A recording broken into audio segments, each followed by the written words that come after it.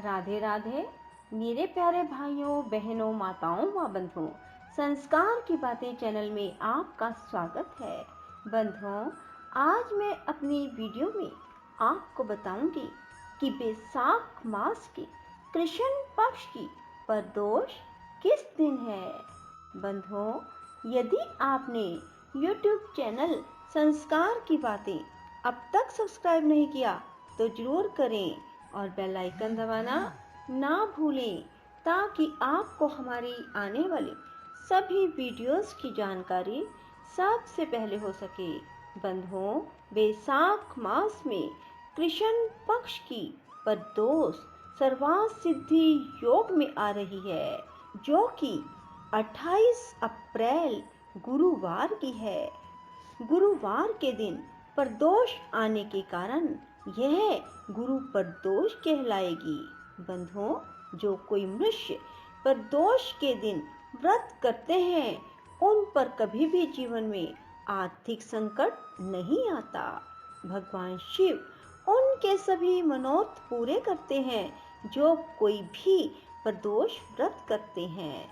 बंधुओं, हर माह के दोनों पक्षों की त्रयोदशी तिथि के दिन प्रदोष व्रत रखा जाता है। बैसाख मास के कृष्ण पक्ष की त्रयोदशी तिथि 28 अप्रैल गुरुवार के दिन है। इस दिन गुरुवार होने के कारण इसे गुरु प्रदोष कहा जाता है।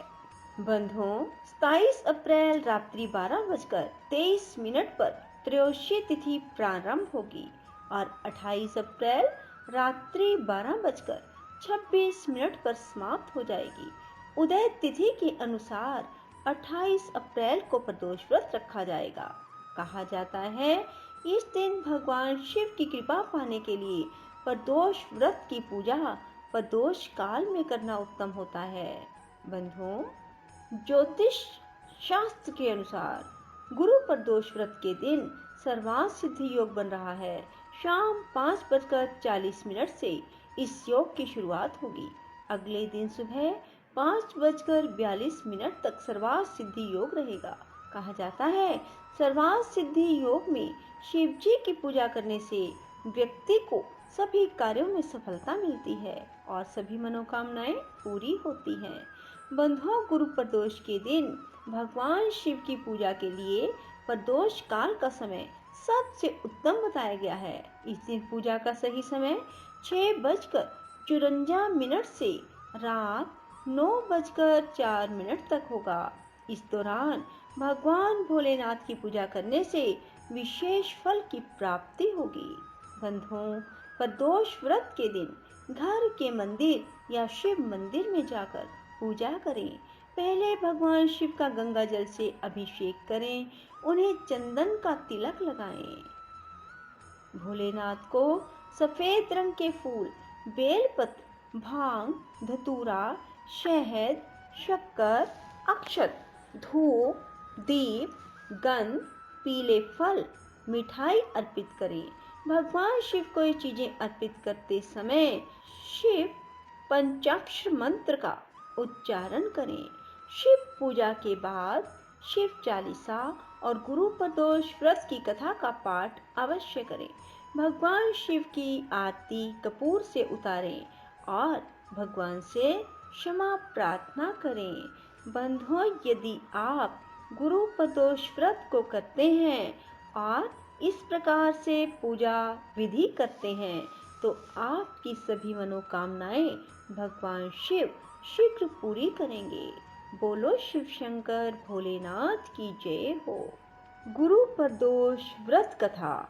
एक समय सर्व प्राणियों के हित के लिए परम पावनी भागीरथी के तट पर ऋषि समाज द्वारा विशाल का किया गया।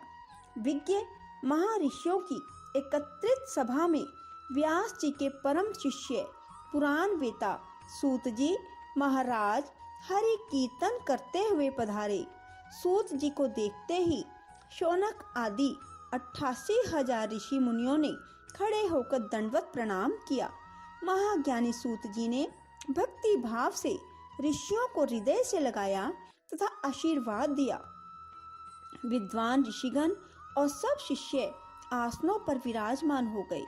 मुनिगण विनीत भाव से पूछने लगे, हे परम दयालु, कली काल में शंकर की भक्ति किस आराधना द्वारा उपलब्ध होगी? हम लोगों को बताने की कृपा कीजिए, क्योंकि कलयुग के सर्व प्राणी पाप कर्म में रत रहकर वेद शास्त्रों से विमुख रहेंगे। दीनजन अनेकों संकटों से ग्रस्त रहेंगे।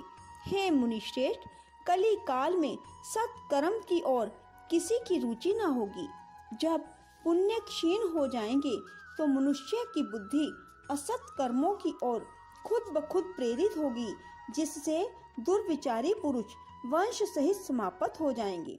इस अखिल भूमंडल पर जो मनुष्य ज्ञानी होकर ज्ञान की शिक्षा नहीं देता, उस पर परम पिता परमेश्वर कभी प्रसन्न नहीं होते। हे महामुने, ऐसा कौन सा उत्तम व्रत है जिससे मन वांछित फल की प्राप्ति होती है?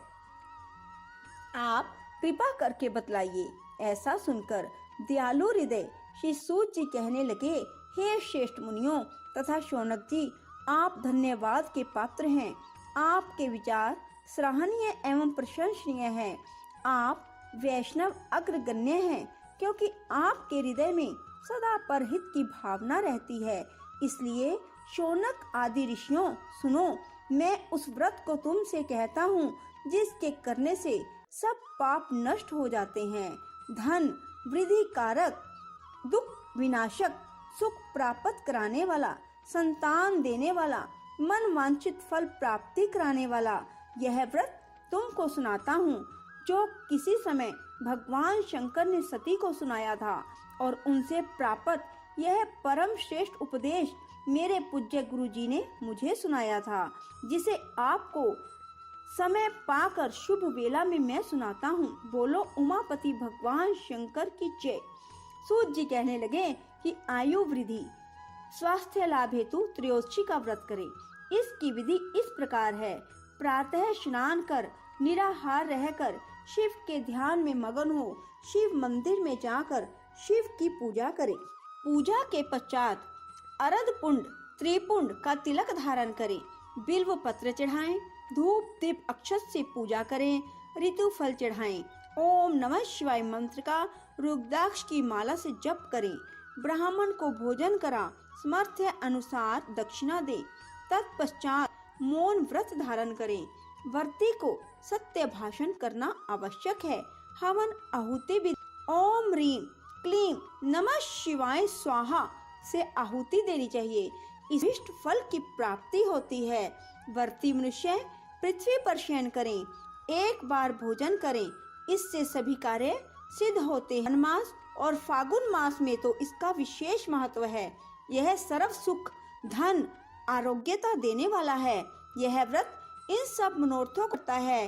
हे ऋषिवरों, यह प्रदोष व्रत जो मैंने आपको बताया कि शंकर सती को और वेद व्यास मुनि ने मुझको सुनाया था। प्रदोष व्रत कथा। पूजा की विधि। प्रदोषो रजनी मुखम के अनुसार सायंकाल के बाद और रात्रि के आने के पूर्व दोनों के बीच का जो समय है उसे प्रदोष कहते हैं। व्रत करने वाले को उसी समय भगवान शंकर का पूजन करना चाहिए। प्रदोष व्रत करने वाले को त्रयोदशी के दिन भर भोजन नहीं करना चाहिए। शाम के समय जब सूर्यास्त में 3 घड़ी का समय शेष रह जाए तब स्नान आदि कर्मों से निवृत्त होकर श्वेत वस्त्र धारण करके तत्पश्चात संध्या वंदन करने के बाद शिव जी का पूजन आरंभ करें। पूजा के स्थान को स्वच्छ जल से धोकर वहां मंडप बनाएं। वहां 5 रंगों के पुष्पों से पद्म पुष्प की आकृति बनाकर कुश का आसन बिछाएं। आसन पर पूर्व अभिमुख होकर बैठे। इसके बाद भगवान शंकर का ध्यान करें।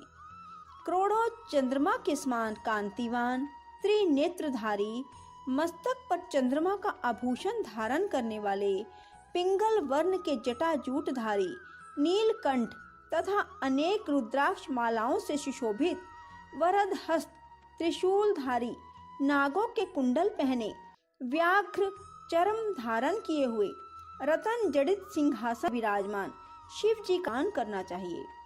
व्रत के उद्यापन की विधि। प्रातः स्नान आदि कार्य से निवृत्त होकर रंगीन वस्त्रों से मंडप बनाएं। फिर उस मंडप पर शिव पार्वती की प्रतिमा स्थापित करके विधिवत पूजन करें। तदंतर शिव पार्वती के उद्देश्य से खीर से अग्नि में हवन करना चाहिए। हवन करते समय ओम उमा सहित शिवाय नमः मंत्र से 108 बार आहुति देनी चाहिए। इसी प्रकार ओम नमः शिवाय के उच्चारण के शंकर जी के निमित्त आहुति प्रदान करें। हवन के अंत में किसी धार्मिक व्यक्ति को सामर्थ्य के अनुसार दान देना चाहिए। ऐसा करने के बाद ब्राह्मण को भोजन दक्षिणा से संतुष्ट करना चाहिए। व्रत पूर्ण होने पर ऐसा वाक्य ब्राह्मणों द्वारा कहलवाना चाहिए। ब्राह्मणों की आज्ञा पाकर अपने बंधु बांधवों को साथ में लेकर मन में भगवान शंकर का स्मरण करते हुए व्रती को भोजन करना चाहिए। इस प्रकार उद्यापन करने से व्रती पुत्र पौत्र आदि से युक्त होता है, आरोग्य लाभ करता है। इसके अतिरिक्त वह अपने शत्रुओं पर विजय प्राप्त करता है, संपूर्ण पापों से मुक्त हो जाता है। ऐसा स्कंद पुराण में कहा गया है। त्रयोदशी व्रत महात्म। त्रयोदशी अर्थात प्रदोष का व्रत करने वाला मनुष्य सदा सुखी रहता है। उनके संपूर्ण पापों का नाश इस व्रत से हो जाता है। इस व्रत के करने से विधवा स्त्रियों को अधर्म से ग्लानि होती है और सुहागन नारियों का सुहाग अटल रहता है। बंदी कारागार से छूट जाता है। जो स्त्री पुरुष जिस कामना को लेकर इस व्रत को करते हैं, उनकी सभी कामनाएं कैलाशपति शंकर जी पूरी करते हैं। सूत जी कहते हैं, त्रयोदशी का व्रत करने वाले को 100 गौदान का फल प्राप्त होता है। इस व्रत को जो विधि विधान और तन मन धन से करता है, उसके सभी दुख दूर हो जाते हैं। प्रदोष व्रत में वार परिचय। रवि प्रदोष दीर्घ आयु और आरोग्यता के लिए रवि प्रदोष व्रत करना चाहिए। सौम्य प्रदोष ग्रह दोष निवारण कामना हेतु सौम्य प्रदोष व्रत करें। मंगल प्रदोष रोगों से मुक्ति और स्वास्थ्य हेतु मंगल प्रदोष व्रत करें। बुध प्रदोष सर्व कामना सिद्धि के लिए बुध प्रदोष व्रत किया जाता है। बृहस्पति प्रदोष व्रत शत्रु विनाश के लिए बृहस्पति प्रदोष व्रत करें। शुक्र प्रदोष सौभाग्य और स्त्री की समृद्धि के लिए शुक्र प्रदोष व्रत किया जाता है। शनि प्रदोष खोया हुआ राज्य व पद प्राप्ति की कामना हेतु शनि प्रदोष व्रत करें। गुरु प्रदोष बृहस्पति त्रयोदशी व्रत शत्रु विनाशक भक्ति प्रिय व्रत है। यह अति श्रेष्ठ 12 मास तिथि सबसे भी है। यह व्रत अति ज्येष्ठ। कथा इस प्रकार है कि एक बार इंद्र और वृतासुर में घनघोर युद्ध हुआ। उस समय देवताओं ने दैत्य सेना पराजित कर नष्ट भ्रष्ट कर दी। अपना विनाश देख वृतासुर अत्यंत क्रोधित हो स्वयं युद्ध के लिए उद्यत हुआ। मायावी असुर ने आसुरी माया से भयंकर विकराल रूप धारण किया। उसके स्वरूप को देख इंद्रादि सब देवताओं ने इंद्र के परामर्श से परम गुरु बृहस्पति जी का आवाहन किया। गुरु तत्काल आकर कहने लगे, हे देवेंद्र, अब तुम वृतासुर की कथा ध्यान मगर होकर सुनो। वृतासुर प्रथम बड़ा तपस्वी कर्मनिष्ठ था। उसके गंधमादन पर्वत पर उग्र तप करके शिव जी को प्रसन्न किया था। पूर्व समय में यह चित्ररथ नाम का राजा था। तुम्हारे समीपस्थ जो सुरम्य वन है वह इसी का राज्य था। अब साधु प्रवृत्ति विचारवान महात्मा उस वन में आनंद लेते हैं। भगवान के दर्शन की अनुपम भूमि है। एक समय चित्ररथ स्वेच्छा से कैलाश पर्वत पर चला गया।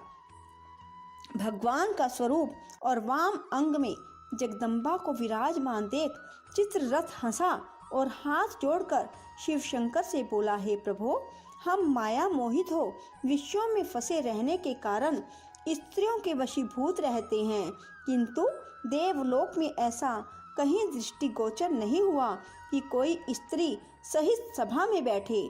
चित्ररथ के ये वचन सुनकर सर्वव्यापी भगवान शिव हंसकर बोले, राजन, मेरा व्यवहारिक दृष्टिकोण अलग है।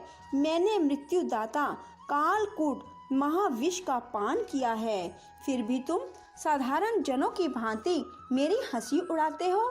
तभी पार्वती क्रोधित हो चित्ररथ की ओर देखती हुई कहने लगी, ओ दुष्ट, तूने सर्वव्यापी महेश्वर के साथ ही मेरी हंसी उड़ाई है, तुझे अपने कर्मों का फल भोगना पड़ेगा। उपस्थित सभा सद महान विशुद्ध प्रकृति के शास्त्र तत्वन्वेषी हैं और सनक नंदन सनत कुमार हैं। ये सर्व अज्ञान के नष्ट हो जाने पर शिव भक्ति में तत्पर हैं। अरे मूर्ख राज, तू अति चतुर है, अतएव मैं तुझे वह शिक्षा दूंगी कि फिर तू ऐसे संतों के मजाक का दुस्साहस ही ना करेगा। अब तू दैत्य स्वरूप धारण कर विमान से नीचे गिर, तुझे मैं शाप देती हूँ, अभी पृथ्वी पर चला जा।